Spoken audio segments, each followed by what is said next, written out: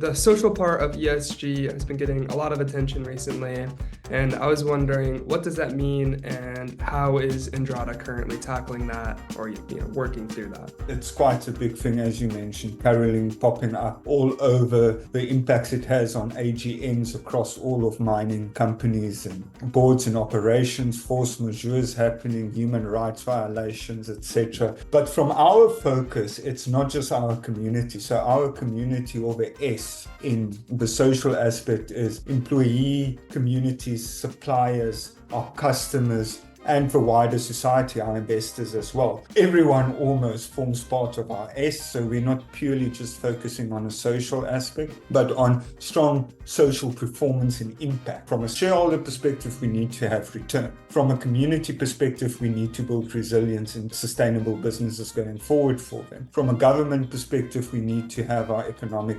development and contributions to building the country as well. So we look at it from all aspects, all our chains around us as a company, but also internally. A lot of our success in the way we're looking at it from how we're strengthening our social practices through human rights. We have a big drive this year on human rights assessments and also to align to the UN guiding principles on human rights. Health and safety is a big thing, so that's internally but externally as well. As safety is our top priority, especially on our operations, every individual needs to get home safely. We need to transform our culture as well, and we have significantly changed it to a visible leadership model and a cultural model than just safety being a whip. Diversity and inclusion also plays a major role on how we're strengthening our social practices, stakeholder engagement, social investments. We're also looking at artisanal mining. How do we build a framework around that, and how do we address Indigenous people where we operate? So the plethora of factors we look at are all woven into together. So from our employee perspective, it's also a community member, which is also part of